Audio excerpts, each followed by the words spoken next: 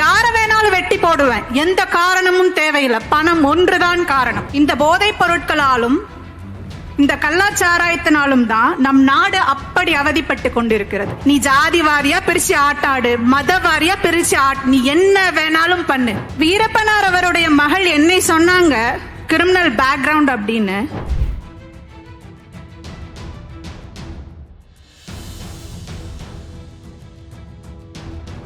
இன்னைக்கு இந்த பேனரை பார்க்கும்போது முதல்ல பாத்தீங்கன்னா கள்ளச்சாராய உயிரிழப்புகள், போதைப் பொருள் புழக்கம், அப்படியே மேல பாத்தீங்கன்னா படுகொலைகள். அதை பார்த்தாலே நமக்கு என்ன தோணுது? இங்க இருந்துதான் அங்க போக முடியுது இல்லையா? இந்த போதைப் பொருட்களாலும் இந்த கள்ளச்சாராயத்தினாலும் தான் நம் நாடு அப்படி அவதிப்பட்டு கொண்டிருக்கிறது. அப்ப அதற்கு தலைமை யார் வகிக்கிறாங்க? கண்டிப்பா இன்னைக்கு தமிழ்நாட்டை ஆண்டுட்டு இருக்க நம்மளோட டிஎம்கே கட்சி தானே. கள்ளச்சாராயத்தை எத்தனை இடத்துல கள்ளச்சாராயத்தினால இப்ப பாதிப்பு. சாராய கடைகளை எடுத்து நடத்துறவங்க யாரு?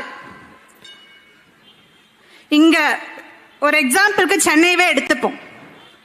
எத்தனை இங்க இருக்கிற ஏரியால எத்தனை ரவுடிசம் ஏரியா எத்தனைகள் இருக்கு. அதை சரிப்படுத்தி சீர்படுத்த அங்க உள்ள குழந்தைகளை அவர்களுடைய வாழ்க்கையை மாற்றி அமைக்க, அவர்களுடைய எண்ணத்தை மாற்றி அமைக்க எந்த அரசு முன் வந்தது இது வரைக்கும்? அப்புறம் ஏன் இந்த மாதிரியான கொலையாளிகள் உருவாக மாட்டாங்க? வீரப்பனார் அவருடைய மகள் என்னை சொன்னாங்க கிரிமினல் பேக்ரவுண்ட் அப்படின்னு. நான் ஒன்னு சொல்லிக்கிறேன். ஆமா, நான் ஒரு வீர தமிழ்நாட்டின் போராளியின் பிள்ளைதான், ஆயுதம் ஏந்திய போராளியின் பிள்ளைதான். ஆனா நீங்க ஒரு விஷயத்துல தோத்துட்டீங்க. ஒரு ஆயுதம் ஏந்தி மக்களுக்காக நின்ற போராளியை கொண்டு வந்து சட்டத்துக்கு முன்னாடி நிக்க வைக்கிறதுக்கு நீங்க தோத்துட்டீங்க. ஆனா இன்னைக்கு நீங்க என்ன பண்ணிட்டு இருக்கீங்க? இந்த மாதிரி கொலைகளை செய்கின்ற ரவுடிசம் எப்படி பண்றாங்க? ஊர் தெரியாது, பேர் தெரியாது, பணம் கிடைச்சா போதும், பேர் கிடைச்சா போதும், யார வேணாலும் வெட்டி போடுவேன், எந்த காரணமும் தேவையில்லை, பணம் ஒன்றுதான் காரணம், குடி ஒன்றுதான் காரணம், தேவை ஒன்றுதான் காரணம். எங்க போயிட்டு இருக்கு நம் மனித சமூகம்? இதை சிந்தித்துதான் இத்தனை போராளிகளும், இத்தனை சுதந்திர இந்த நாட்டினுடைய தியாகிகளும் இதை சிந்தித்துதான் தன்னுடைய உயிரை இழந்தாங்களா? யோசித்து பார்க்க வேண்டும். இன்னைக்கு நினைச்சிட்டு இருக்கீங்க இந்த நாட்டை ஆள்றவங்க தான் ராஜா, என்ன மீறி எதுவும் இல்லைன்னு. நான் ஒன்னு சொல்லட்டுமா? நாட்டை ஆண்டுட்டு இருக்கிறவன் ராஜா கிடையாது. நாட்டை பத்தி சிந்திச்சு நாட்டுக்காக ஓடுறவன் தான் ராஜா. அப்படி சிந்திச்சு ஓடிட்டு இருக்கிறவரை தான் என்னோட சித்தப்பா செந்தமிழன் சீமான்.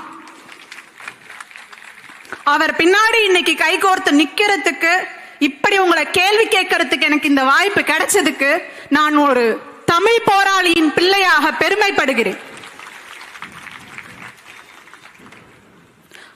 அதே போல பாத்தீங்கன்னா மின் கட்டண உயர்வு 40.8% உயர்த்திருக்காங்க. 20 பைசால இருந்து 55 பைசாக்கு உயர்த்தி இருக்கிறாங்க. எத்தனை மின் உலைகள்? எல்லா துறையும் நீங்க தனியாருக்கே கொடுத்துட்டு பேருக்கு நீங்க அங்க பதவியில் அமர்ந்துகிட்டு தனியார் கம்பெனியை வந்து நாட்டை நடத்த வச்சிட்டு இருக்கிறீங்களே, இது நியாயமா? மக்கள் தயவு செய்து சிந்தியுங்கள். வரி கட்டுறோம் யாருக்கு? நியாயப்படி பார்க்க போனா நீங்களுமே இந்த நாட்டை தாரை வாத்து தனியார் கம்பெனிக்கு கொடுத்துட்டு நீங்களும் உங்ககிட்ட கையேந்தி தான் நின்றுட்டு இருக்கிறீங்க. அந்த கொடுமை வந்து இந்த மக்களுக்கு புரியல பாவம். தயவு செய்து மக்கள் இதை யோசிக்க வேணும்.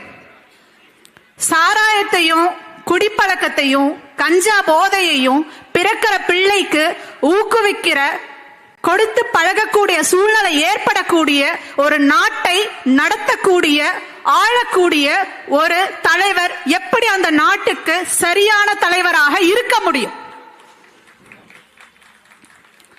அடுத்த வர ஜெனரேஷனையே அழிக்கிற வேலை இல்லையா இது? நீ ஏன் மானத்தமிழனா இருக்கிற? குடிபோதையில போய் கொலை பண்ணு, கற்பழி, தமிழ்நாட்டை காப்பாற்றணும்னு நினைக்கிறீங்களா, வளர்க்கணும்னு நினைக்கிறீங்களா, இங்க செழிப்பா மக்கள் வாழணும்னு நினைக்கிறீங்களா, இல்ல இந்த தமிழ்நாடு வந்து மண்ணோட மண்ணா புதையணும்னு நினைக்கிறீங்களா? தயவு செய்து யோசிப்போம் மக்களே.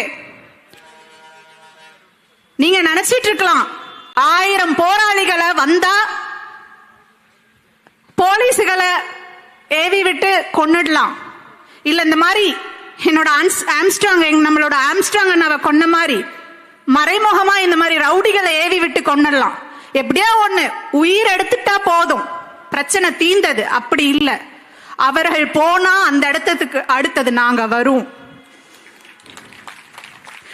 நீங்க வந்து தேவைக்காக இங்க வந்து நின்றுட்டு இருக்கீங்க, நாங்க மக்களுக்காகவும் இந்த நாட்டின் உயர்வுக்காகவும் இங்க வந்து நின்றுட்டு இருக்கோம்.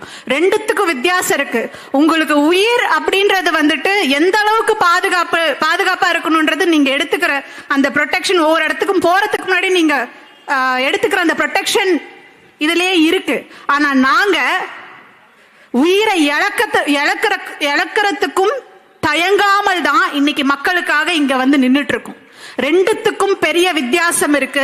இதை தமிழ்நாட்டு மக்கள் கண்டிப்பா இன்னைக்கு இல்லை என்னைக்காவது நாங்கள் பேசிக்கொண்டேதான் இருப்போம். நீ ஜாதி வாரியா பிரிச்சு ஆட்டாடு, மத வாரியா பிரிச்சு நீ என்ன வேணாலும் பண்ணு. மின் கட்டண உயர்வின்னு சொல்லிட்டு ஒவ்வொரு இடத்துலயும் என்னோட நிலத்துல நீ வந்து என்னோட நிலத்தை அழிச்சு அந்த மின்ன வந்து உருவாக்கி மத்த நாட்டுக்கு வித்துட்டு இருக்க. அப்படி பண்ணியும் இங்க உள்ள மக்களுக்கு சரியான நியாயமான விலையில உன்னால கொடுக்க முடியல. இதை விட ஒரு கேவலம் என்ன இருக்கு?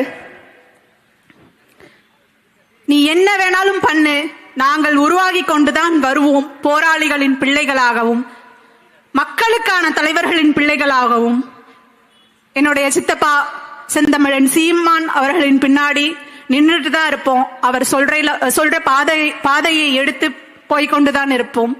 எங்கள் பின்னாடி மக்களும் வரக்கூடிய காலம் வெகு தூரம் இல்லை. நன்றி.